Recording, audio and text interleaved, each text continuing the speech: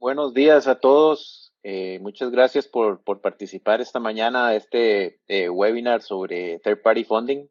Les agradecemos muchísimo su atención. Tenemos dos panelistas de lujo esta mañana para que nos conversen sobre este importante tema de particular relevancia en estas épocas de pandemia, en donde la financiación de proyectos y la protección del cash flow en las empresas es muy importante. El third party funding es un mecanismo de financiamiento, un servicio que se presta por parte de una entidad independiente que se dedica a eso, un fondo, y este fondo estudia casos, reclamos potenciales o activos y decide financiarlo adelantando los costos de honorarios y los gastos de prueba que se puedan generar a cambio de un porcentaje de la recuperación. Es un sistema que ya a nivel internacional está bastante probado, existe desde hace varios años. Inició con los arbitrajes de inversión a nivel internacional. Sin embargo, se ha vuelto mucho más común en la zona de Latinoamérica. Eh, Inició tal vez a coger auge en Brasil, en donde es muy común, tal vez por el tamaño de la economía. Sin embargo, es una práctica que se está extendiendo por toda Latinoamérica y es cada vez más generalizado y más accesible para las empresas. Entonces decidimos invitarlos esta mañana para que conocieran más de esta oportunidad, pues pensamos que ustedes, los que fueron especialmente invitados a esta sesión, como nuestros clientes más grandes y más aptos para este tipo de solución, a ver si les pudiera interesar conocer aspectos prácticos de este sistema. Eh, Usualmente los casos que se llevan con third party funding son arbitrajes contra el Estado, pueden ser arbitrajes de inversión, pueden ser arbitrajes de incumplimiento contractual, puede ser casos de licitaciones, es muy común en casos de infraestructura, construcción, energías renovables.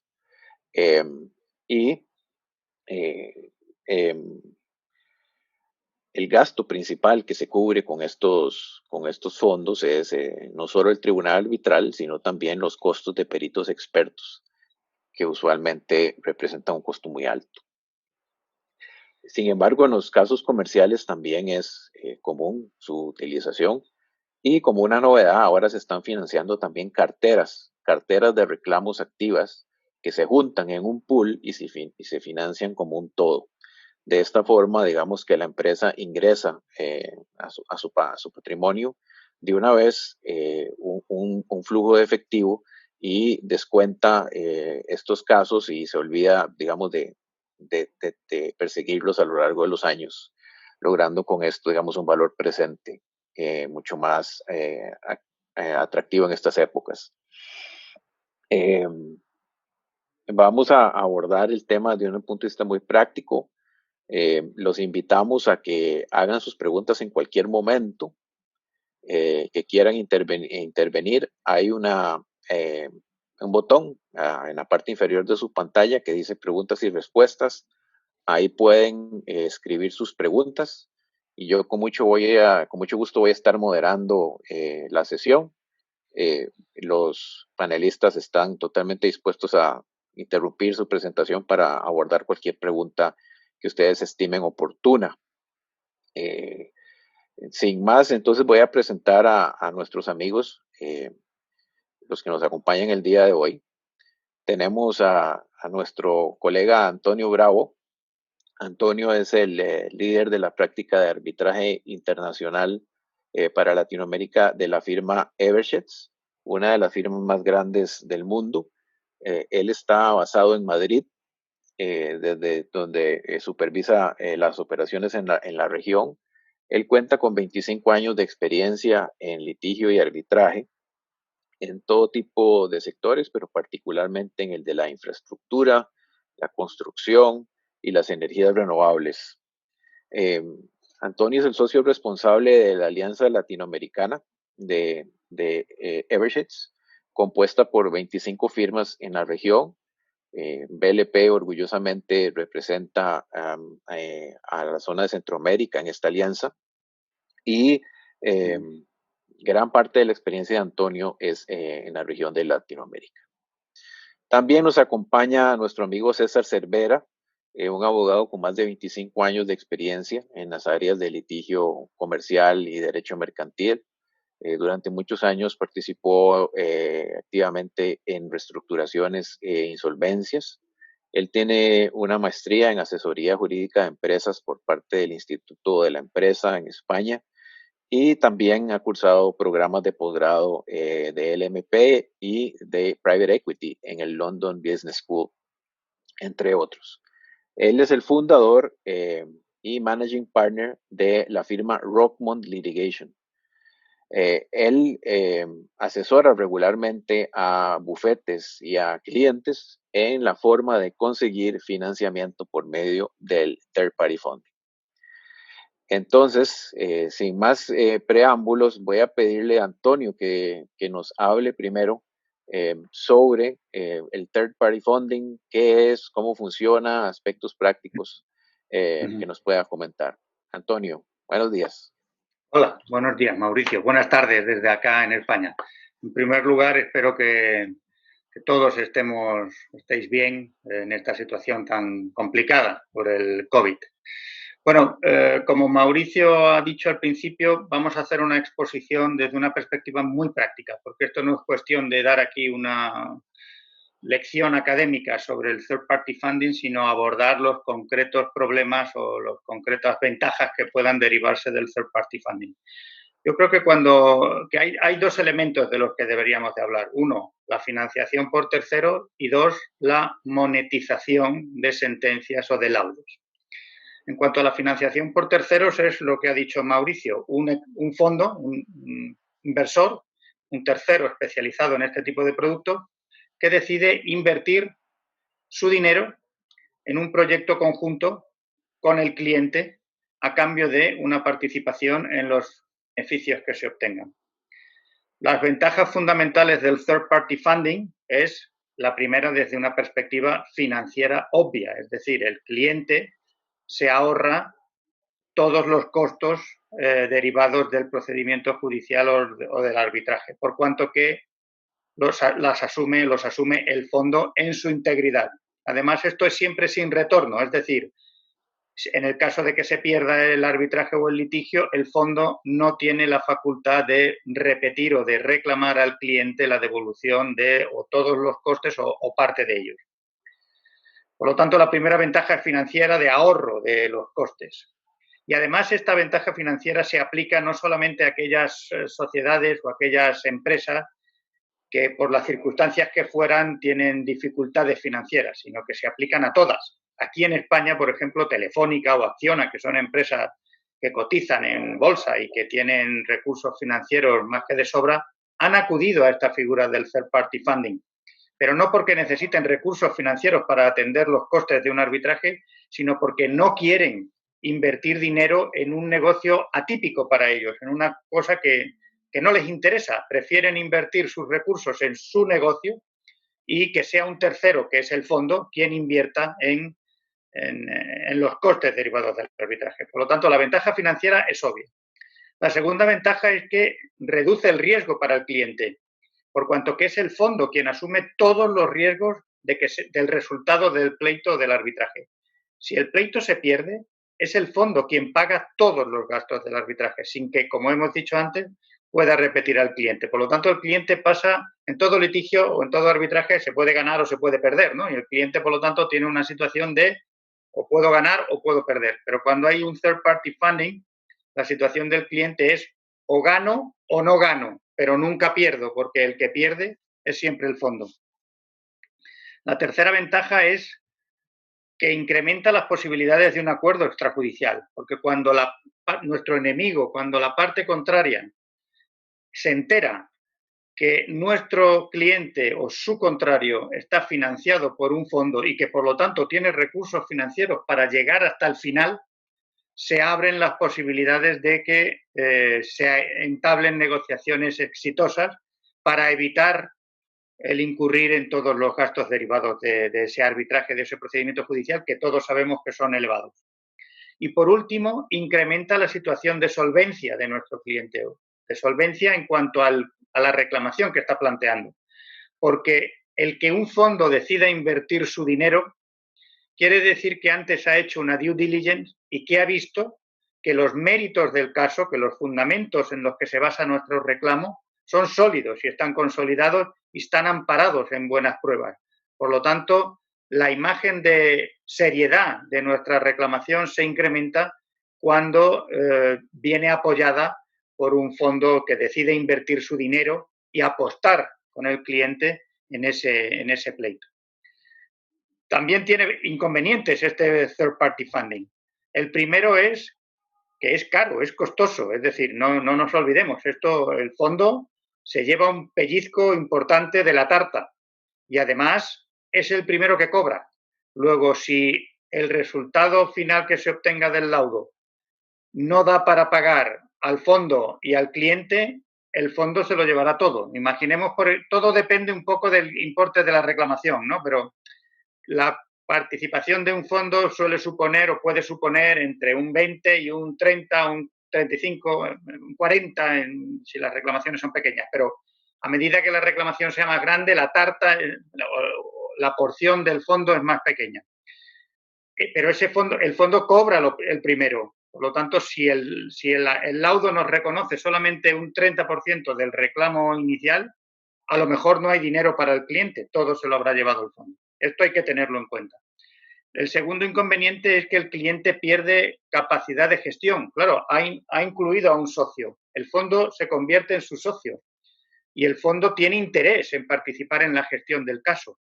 Y por lo tanto, el cliente tendrá que compartir esa gestión del caso con el fondo, sobre todo en algunos puntos clave, como es, por ejemplo, una negociación de un acuerdo, de un settlement.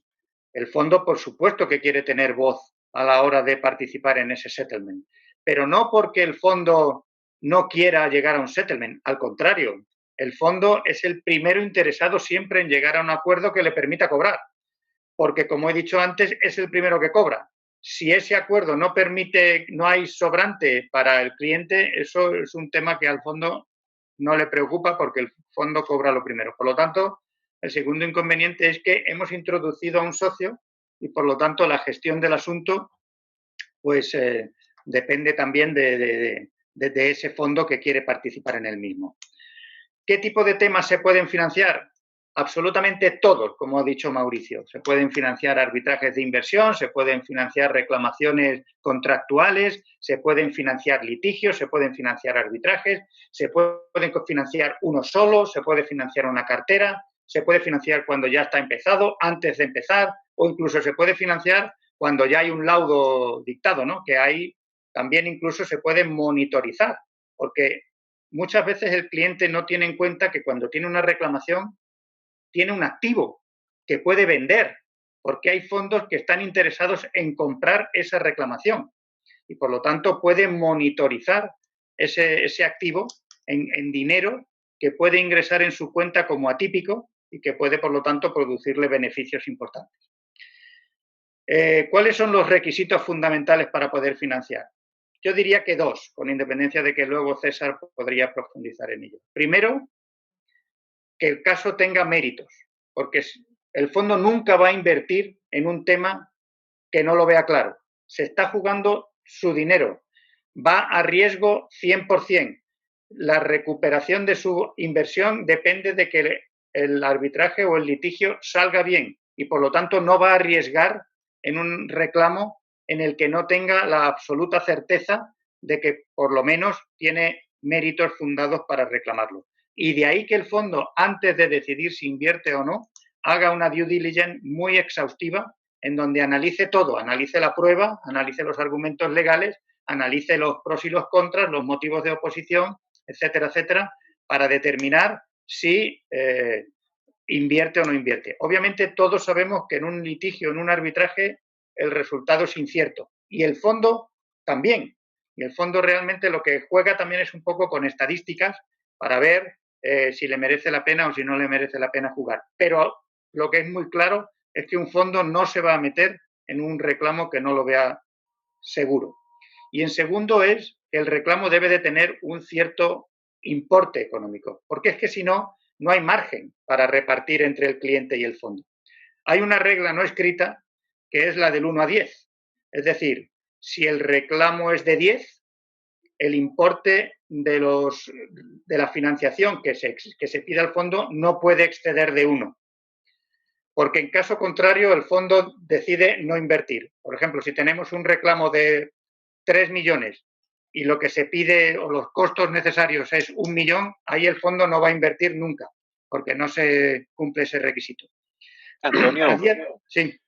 Tenemos una pregunta que va en el sentido de el costo de la debida diligencia. ¿El fondo la cubre? El costeo del due diligence.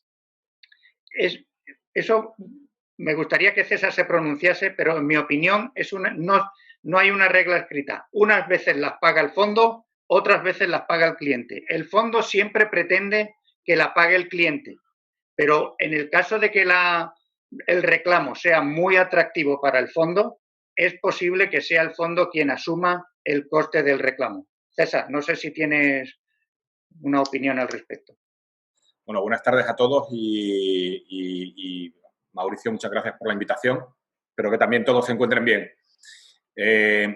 Como bien dice Antonio, la due diligence que se hace previamente a hacer un acuerdo normalmente va de cuenta del fondo, pero esa es la due diligence previa cuando ya el fondo ya sabe que quiere financiar ese caso.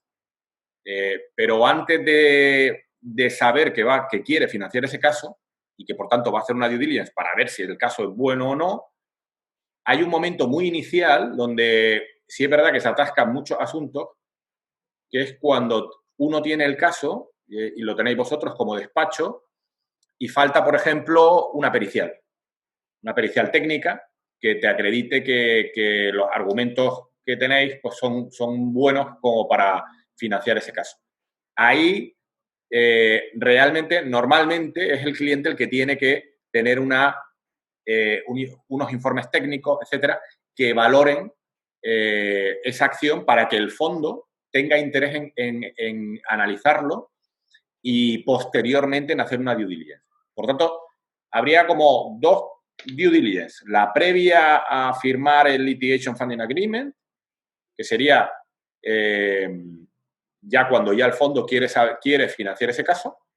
Y hay una inicial, una pre-due diligence casi, que es técnica y legal, que de alguna manera nos dice que ese caso es bueno. Ahí los despachos normalmente hacen una nota jurídica donde se dice que el caso tiene méritos, como bien explicaba Antonio, y es verdad que siempre hace falta también una pequeña nota o un informe, cuanto más mejor, un informe técnico que diga que tiene viabilidad desde el punto de vista técnico. Sí. Con esas dos, los fondos ya pueden plantearse, si quieren, si les interesa el tema. Y esa es la primera historia. Yo diría, perdona César, que hay una primera fase en todo proceso de third party funding que es la presentación del caso al fondo. Y esa presentación del caso al fondo debe de ir acompañada ya de unos ciertos elementos que permitan al fondo evaluar si le interesa o no, que es la pre-due diligence a la que se refiere César. Es un case summary que facilita al cliente a través de su abogado o de su asesor, en donde se resumen las circunstancias del caso, las partes, la cuantía, los argumentos a grosso modo en los que se basa la reclamación o el reclamo, la relación contractual, los principales documentos, etcétera, etcétera. Y cuando se trata de una reclamación de naturaleza técnica derivada de un contrato de construcción o de infraestructura o de minería que es compleja, pues entonces a ese case summary debería de añadírsele, para convencer al fondo de la bondad del asunto, una especie de análisis interno, que vale interno, no es necesario que sea de un externo, en donde se detallen los motivos por los cuales se entiende que el caso tiene fundamento. Los costes de toda esa documentación de preparación las cubre el cliente. Si una vez que se ha presentado eso, el fondo dice, oye, tengo interés, me suena muy bien, me cuadran las cifras, es un tipo de caso que me interesa. Ahora bien, quiero profundizar más para efectivamente estudiar con más detalle los méritos del asunto y por lo tanto practicar una due diligence ya en profundidad. Esa due diligence es la que César, y estoy de acuerdo, se refiere a que entonces ya la cubre el fondo, porque ya es una cuestión que el fondo ya ha hecho un primer análisis y ha dicho, me puede interesar, vamos adelante. Y entonces quiere más profundidad y quiere más tema y ya es el propio fondo el que busca el despacho, el que busca el asesor jurídico y el que, por supuesto, cubre los gastos. Incluso hay fondos que tienen su propia estructura. Hay fondos bastante grandes que hacen su propia due diligence. Y en temas de infraestructura, construcción o reclamaciones comerciales ya tienen equipos legales dentro y hacen su propia due diligence. O sea que muchas veces cuando se va a ver qué tipo de fondo interesa, pues depende de la documentación que se tenga, pues se puede acudir a uno o a otro. Pero sí me gustaría contar un poco cómo se hace, ¿no? O sea, sí, el proceso. Claro, desde que alguien tiene un caso y entiende que puede ser, por todas estas ventajas que ha explicado Antonio, le interesa transferir el riesgo, no quiere invertir, simplemente le conviene por cuestiones de balance o lo que sea, tiene un caso. Entonces, lo primero, por contarlo un poco fácil, lo primero es compartir la información.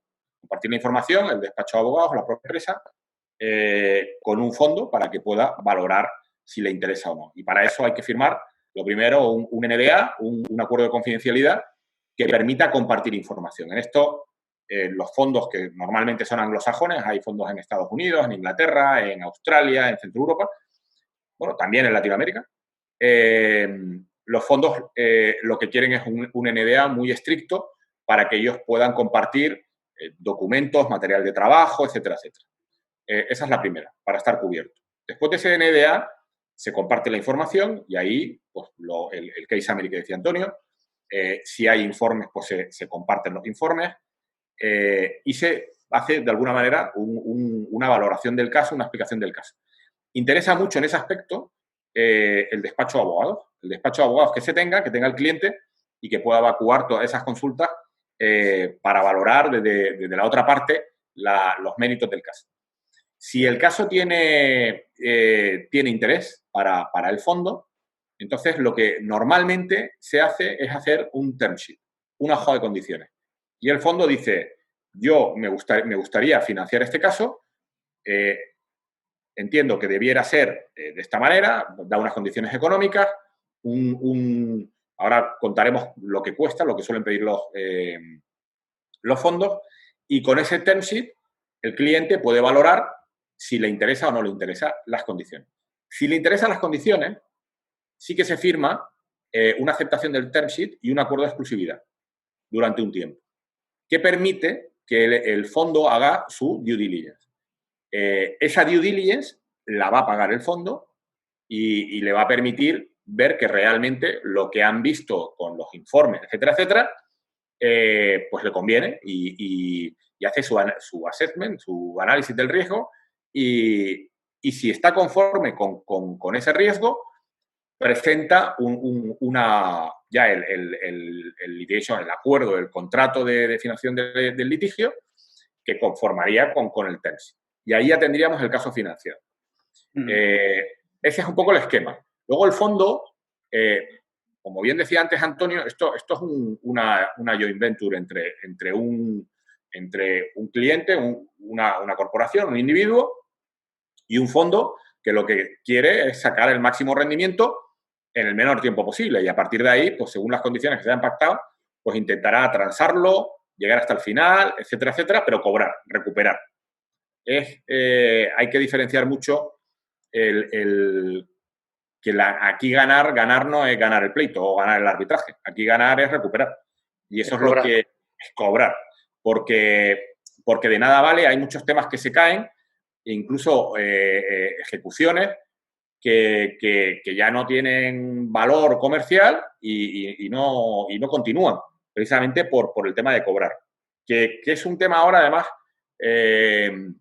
muy importante en esta situación que estamos viviendo. O sea, la solvencia del deudor en caso de ganar es un asunto que los fondos se toman muy en serio. Sí. O sea que, bueno, este es un poco el esquema básico. César, te pediría que nos devolvamos un poquito para hacer una precisión. Nos preguntan si antes del engagement solo hay NDA, entonces que no hay otra relación vinculante al inicio del proceso. Nada más Depende, creo que eso no. sí, depende de cómo, vamos a ver, nosotros, por ejemplo, que actuamos como advisors, sí hacemos con el cliente, aparte del NDA, un engagement letter para salir al mercado y buscar fondos. Pero también es verdad que un despacho podría ir directamente con un fondo. Vale. Yo diría que solo hay engagement, solo hay vinculación desde que se firma el contrato de exclusividad, salvo Exacto. Que se utilice a Rockman o a cualquier otro advisory, en cuyo caso efectivamente se necesita. Pero con el fondo solamente hay exclusividad desde que se firma el acuerdo de exclusividad, que es cuando el fondo ya ha comprobado que efectivamente le interesa la operación y pide la exclusividad. Porque Exacto. Lo que el fondo no quiere es invertir dinero en la due diligence para que luego el cliente se vaya con otro fondo financiero. Sí, aquí normalmente cuando el caso es bueno y nosotros, por ejemplo, que atacamos el mercado eligiendo 3, 4, 5 fondos de principio, cuando el caso es bueno, enseguida tienes un feedback positivo y todo el mundo quiere hablar del caso. Y quieres al día siguiente, a los 2 días, quieren ver el caso, quieren hablar contigo, etcétera, etcétera, porque saben que hay una cierta competencia cuando el caso es bueno. Cuando el caso no es bueno, pues,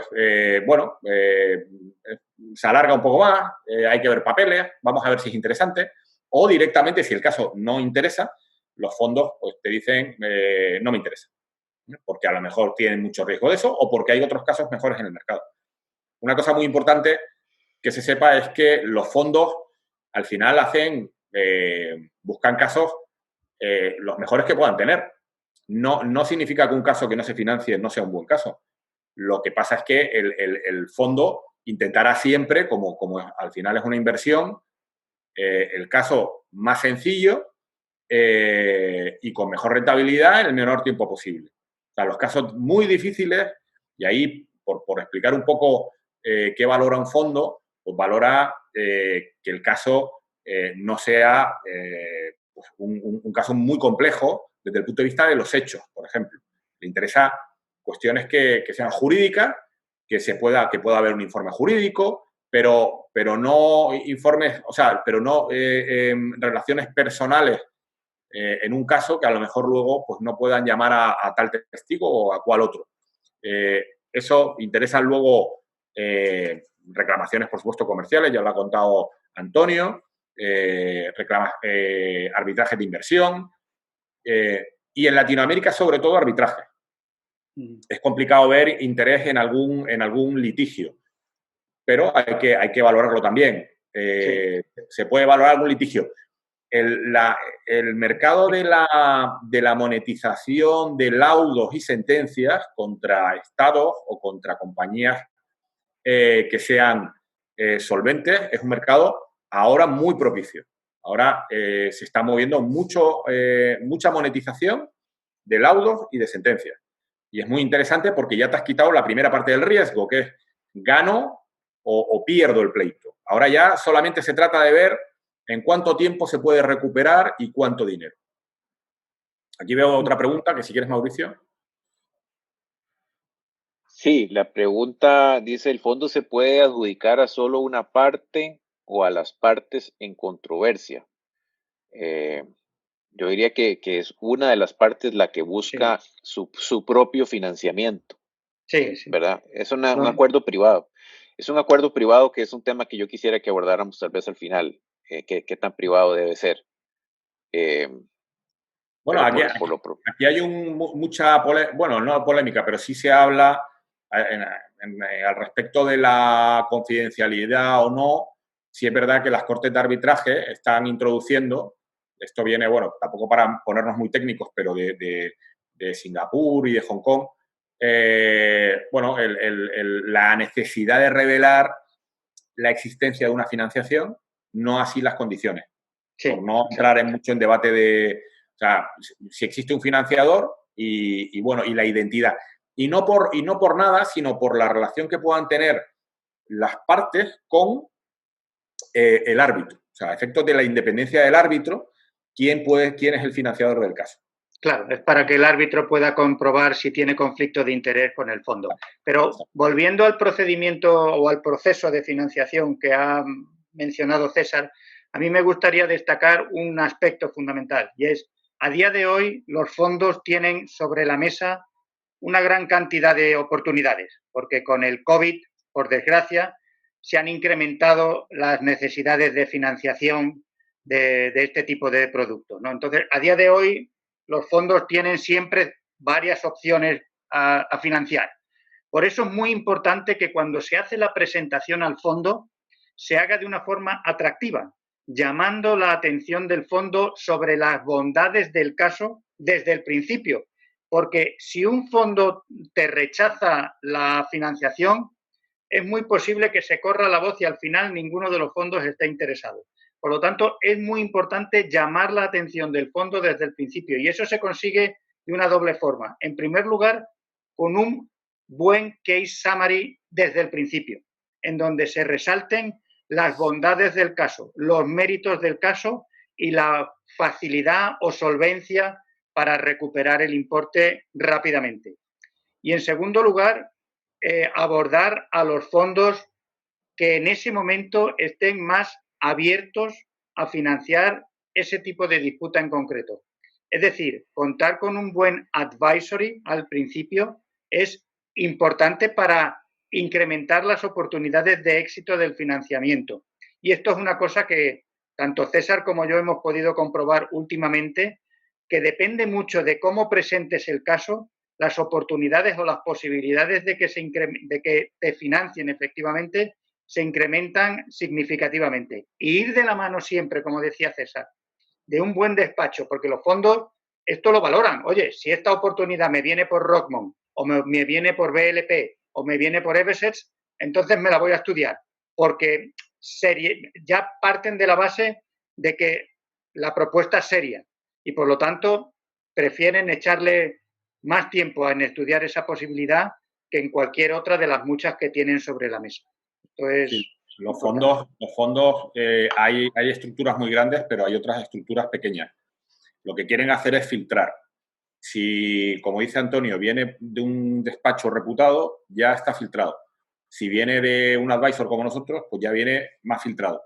Y ellos tienen que mirar casos ya que ya saben de gente que ha trabajado y que sabe cómo funciona esto.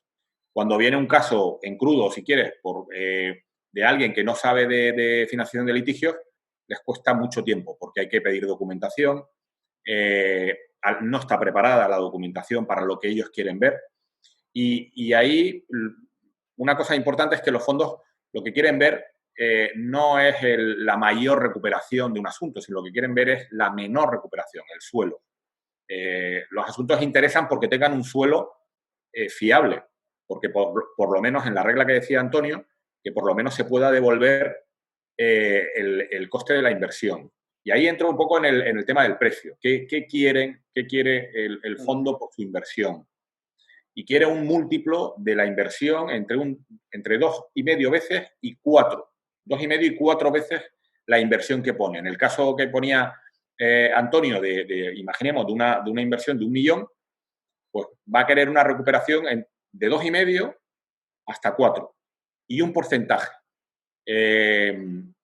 Eso, claro, no tiene que ser una reclamación de 10, puede ser de 20 o de 30, con eso una inversión de 1. Pero eso es porque es el coste del dinero.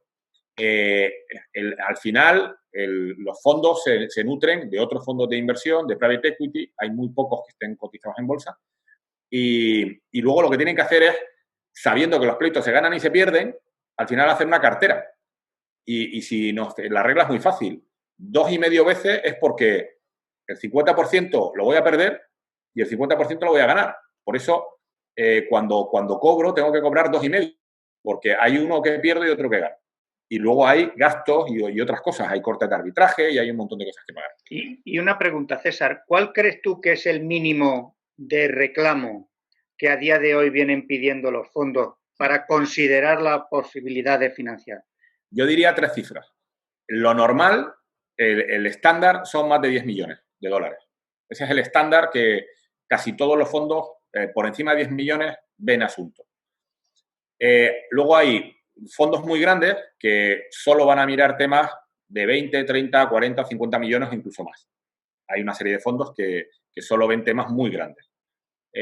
Y luego hay una serie de fondos, no demasiados, pero algunos, que están por encima de 5, ya empiezan a financiar. O sea que por encima de 5, yo diría 4 o 5 millones, si hay, por ejemplo, un laudo para monetizar, hay mercado.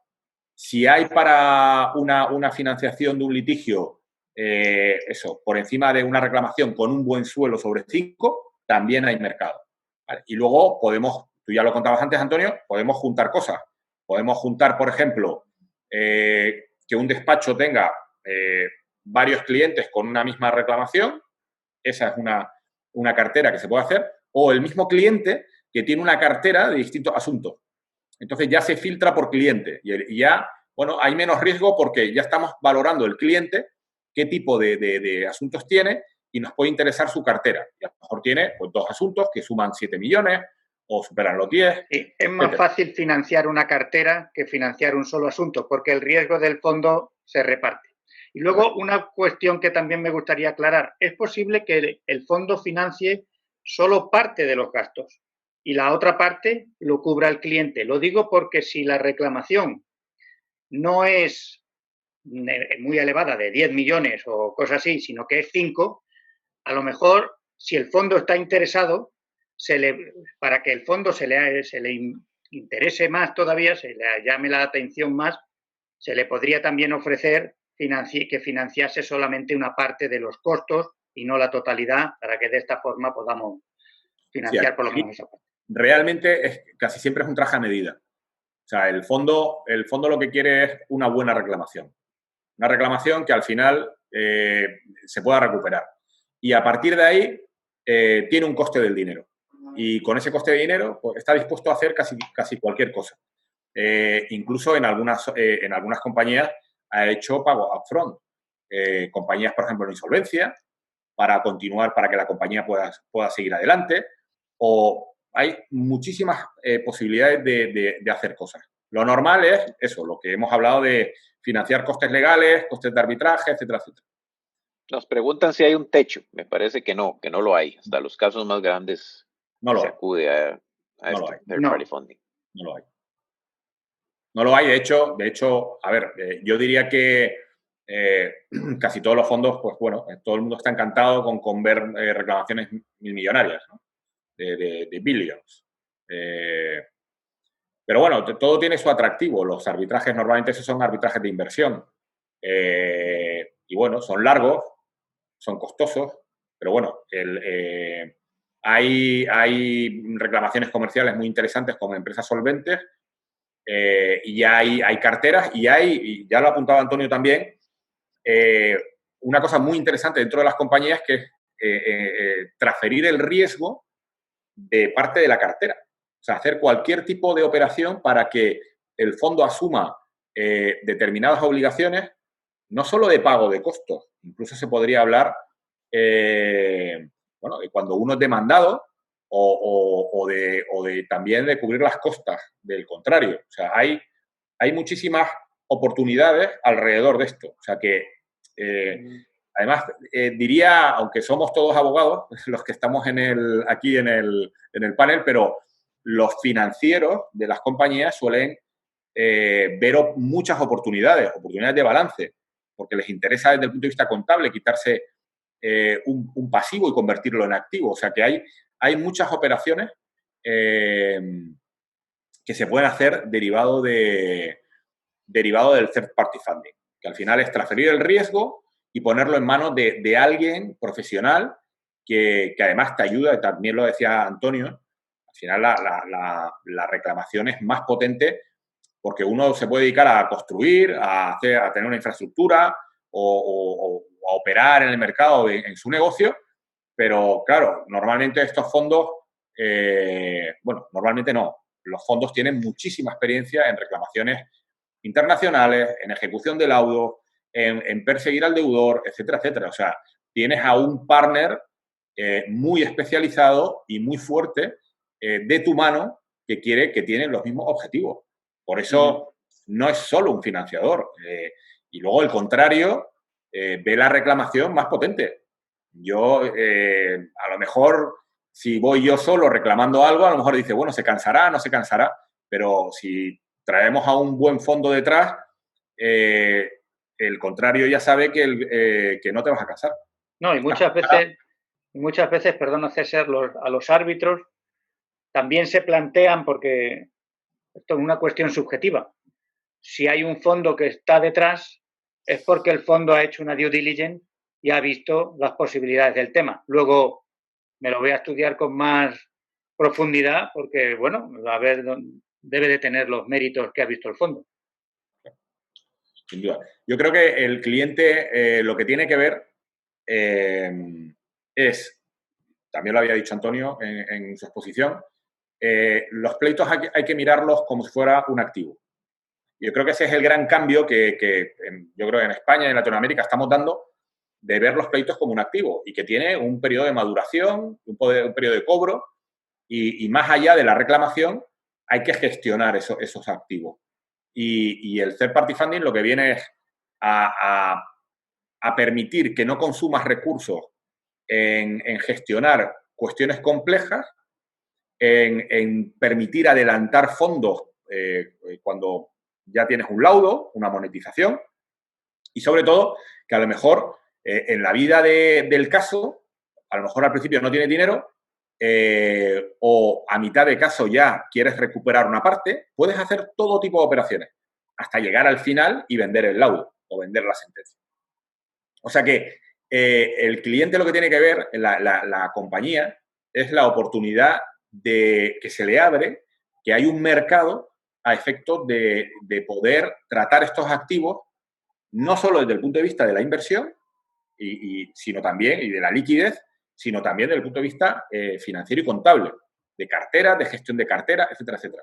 En España ha habido grandes corporaciones que han vendido carteras importantísimas de pleito, porque no interesa llevarlas. O sea que cada uno tiene que ver que cuando hay ciertas reclamaciones, que tiene la oportunidad con el third party funding de hacer cosas. Y eso yo creo que es lo que transmitiría, y a partir de ahí, evidentemente, hay que mirarlo. Hay que mirar el asunto, y aunque se venda una cartera o se financie una cartera, los fondos van a mirar caso a caso. Pero es un mercado que está ahí. Y está ahí, y además está ahí para quedarse. En España la evolución ha sido increíble, pero también en Inglaterra. O sea, bueno, se ha multiplicado, yo creo, por 3 o por 4 en los últimos 8 años. O sea que es algo que ya estaba evolucionando y el tema del COVID, pues esa protección al core business y a la tesorería ha hecho que, por lo menos los casos que yo estoy viendo, gente que sí, que lo tenía, que se lo estaba pensando, está poniendo, bueno, toda la actividad, iba a decir toda la carne en el asador, pero no sé si en ese lado del Atlántico se dice lo mismo. Pero sí, se está viendo, se está viendo muchísimas empresas. Mucha más actividad. Pero esto es bueno y es malo también, César, porque también los fondos están recibiendo muchas más solicitudes y de ahí que puede que a nuestro caso no le presten mucha atención. De ahí lo que decía antes de la necesidad de un buen asesoramiento previo a la hora de presentar la propuesta al fondo. Sí, sí. Es verdad también. Nos preguntan si el origen de los fondos es de capital privado exclusivamente. Yo diría que casi que sí. Ahí mencionaba Antonio que hay algunos fondos que cotizan en bolsa, pero serían la excepción. ¿Correcto? Sí, es correcto. El origen de los fondos suele ser privado. Los fondos se nutren de otros fondos, pero son private equity siempre que son de origen privado. Sí, al final el funder lo que es un experto en ver asuntos. ¿no? Y en discernir cuál es bueno y cuál es malo. Y luego tiene a muchos inversores detrás porque es una inversión muy atractiva. Para el fondo, el third party funding, los múltiplos no son casualidad. Es decir, es un negocio de muy alto riesgo. Todo el mundo cuando tiene un caso cree que lo va a ganar, pero lo cierto es que se ganan y se pierden. Y cuando lo ganas, no ganas todo lo que ganas muchas veces. Y cuando lo ganas y ganas lo que ganas, luego a lo mejor no lo cobras. Por tanto, hay mucha vida y por eso el fondo conocedor, los fondos son grandísimos conocedores de las controversias. Yo creo que incluso muchas veces más que los propios abogados, ¿no? Porque porque los abogados al final tienen que defenderlo, tienen que poner todo lo mejor de sí, en ganarlo y a cobrarlo muchas veces, claro, pero el empresario quiere cobrarlo y el fondo que actúa como empresario de ese caso, lo único que ven no es que se gane, es que se cobre. Y ahí en ese camino también se cae mucha gente por la solvencia y ahora eso es otro problema. O sea, no solo que haya más casos ahora, sino la solvencia. Por eso yo lo que he visto y Antonio y yo compartimos con alguna empresa que tenía, bueno, con varias, pero una concreta que tenía mucha experiencia, que ya se están planteando de inicio no soportar el coste de un arbitraje para llegar hasta el final y luego voy a ver si me interesa monetizarlo.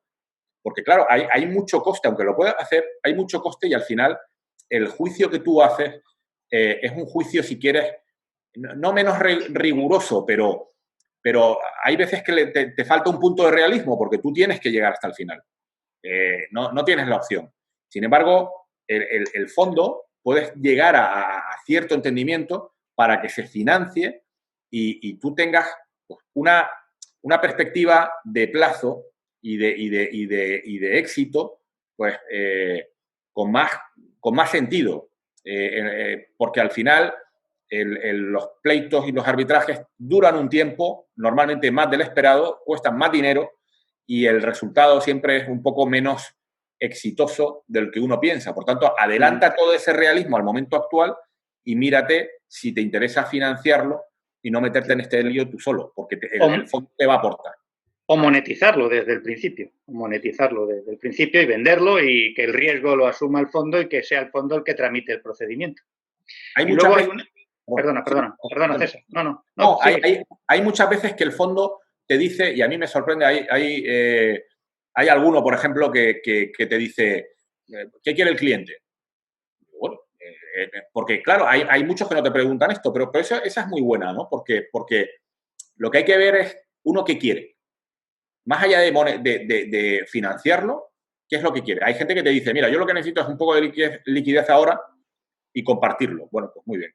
O cuando dices la monetización, pues que me estoy pensando en uno concreto que decía, yo no soy el dueño del caballo. ¿Cuánto quiere el dueño del caballo por el caballo? ¿No? Y eso es un poco lo que te da este mercado. Un traje a medida y lo que hay que pensar es qué es lo que necesito, porque evidentemente el coste, como vas a multiplicar entre 2,5 y 4 veces, en función del tiempo. Normalmente, eso no lo he dicho, entre año y medio a 4 años y a partir del cuarto año ya te van a cobrar 4 veces dinero, ¿ya? Y un porcentaje. Y también en función del riesgo. Claro, no es lo mismo aquí demandar a una empresa venezolana que a lo mejor que al Estado de Costa Rica, que es más solvente y paga. O sea, aquí el riesgo potencial es lo que te da el precio. O sea, riesgo y tiempo. Es lo que te hace que te valoren cuánto vale cuál es el precio de tu reclamación. Luego hay una cosa que me gustaría añadir y es que los fondos también asumen el riesgo de las costas contrarias. Es decir, si el asunto se pierde, el cliente no tiene que pagar las costas de la parte contraria por cuanto que es un riesgo que también asume el fondo en la propuesta de financiación. Luego es un paquete completo. Y otra cosa del presupuesto que normalmente cuando un fondo, cuando tienes lo que quieres financiar, pues tienes los costes de los abogados, los costes de los peritos, la corte de arbitraje, los árbitros, etcétera. y hay las costas que ha dicho Antonio y muchas veces el coste de la ejecución. De decir, no, nos vamos a reservar X dinero para ejecutar esto, porque esto no va a ser llegar y que me lo entreguen, ¿no? Entonces, todo eso es el presupuesto donde que uno hace previamente y es el volumen de fondos necesarios para que presenta al fondo para ver si lo quiere financiar. Muy bien. No sé si los participantes tuvieran preguntas en este momento para darle oportunidad antes de clausurar. Y si hay cualquier participante que quiera mandarnos a tanto a Antonio como a mí cualquier pregunta o simplemente analizar alguna situación que tenga, vamos, estamos encantados de contestarla en privado y porque a lo mejor hay algún tema que si se pregunta concreto ya se sabe, no lo sé. Muy bien, sí, claro, quedamos a la orden, nos pueden mandar las preguntas y nosotros con mucho gusto los ponemos en contacto con ustedes. Creo que es una excelente oportunidad. Creo que ya están bastante claros los parámetros, cómo funciona, que a partir de $5 millones habría oportunidad. Creo que en esta época va a haber mucho incumplimiento del Estado por falta de recursos, reclamos relacionados con fuerza mayor. Y otro tipo de asuntos en los que vale la pena tener esto bien mapeado. Quisiera darle las gracias a ambos por su tiempo, por su expertise. Creo que ha sido muy valioso. Le agradecemos también a los participantes por su participación y su atención esta mañana. Cualquier cosa me mandan un email y yo con mucho gusto les hago llegar las preguntas que quedan pendientes por ahí. Mauricio. Hay una pregunta, perdona que te Bueno. interrumpa, Mauricio. Hay una pregunta. En su experiencia profesional, algunos de los arbitradores no se han sentido influenciados por la contratación por una de las partes del fondo. No sé si entiendo la pregunta, pero sí es verdad que siempre se ha debatido si la existencia de un fondo a los árbitros les influye para imponer las costas a la parte en caso de que pierda. Eso se decía. Y yo creo que no. Los árbitros normalmente responden que no. Los fondos, cuando hay un caso financiado, yo creo que los árbitros están mucho más tranquilos de que el caso se va a atender y no va a quedar desierto, ¿no? Porque la parte no colabore.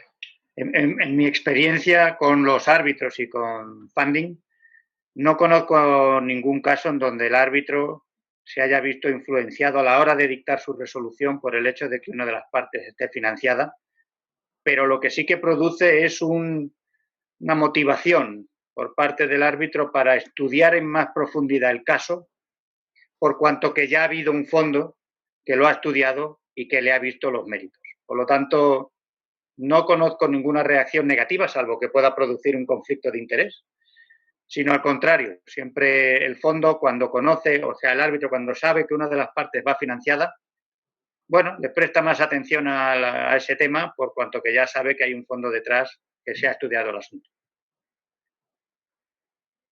De acuerdo, de acuerdo. También está el tema de si hay que revelarlo o no al inicio del arbitraje. Como presidente del SICA les puedo contar que propiamente en el centro SICA ampliamos la revelación de conflictos y con el fin de dejar abierta esta posibilidad de revelar la existencia del third party funding desde el inicio del proceso para que sea valorado a la hora de conformar el tribunal. Pero esto es una normativa específica del centro. A nivel de legislación, pues no está regulado. No habría necesidad en general de revelarlo. Muy bien. Muy bien. Bueno, muchísimas gracias a todos. Les deseo que tengan muy buenos días. A vosotros, Mauricio. Muchas gracias. Adiós, César. Hasta luego, gracias. Hasta luego.